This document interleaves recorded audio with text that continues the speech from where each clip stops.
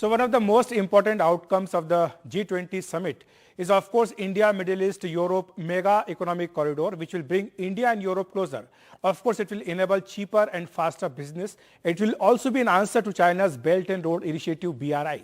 Of course, because it will not force the participant countries to fall into a debt trap of China. What is the mega corridor? Because India, West Asia, Europe economic corridor, around 7 to 8 countries have joined it, like India, USA, Saudi Arabia, France, Germany, Italy, EU. They have signed an agreement, and this will revolutionize trade and energy communications through water and railway networks. How will this corridor be built? Corridor will be built in two parts. First part will be, of course, Eastern Corridor, which will connect India and West Asia. Second part will be Northern Corridor, which will connect Western Asia with Europe. This will enable ease of trading from Southeast Asia to Europe, and of course India will be at the center of this corridor.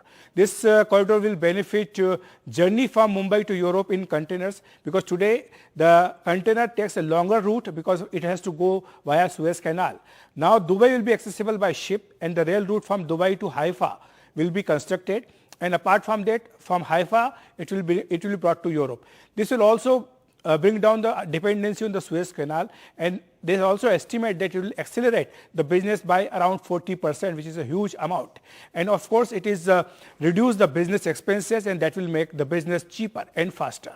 The corridor route will be from UAE, Saudi Arabia, Jordan and Israel, and of course it will complement the existing multimodal transport models as well as the transit railway network. New expansion of railway and waterways will be done through this corridor, and new cables will be laid under the sea for faster way and new ways of communication through internet. How does this benefit India? Because India will be at the center of this corridor.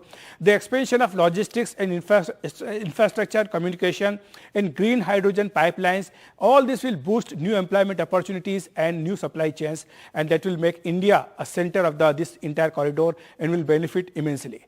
The China angle is of course there because it is considered to be a response to China's BRI initiative.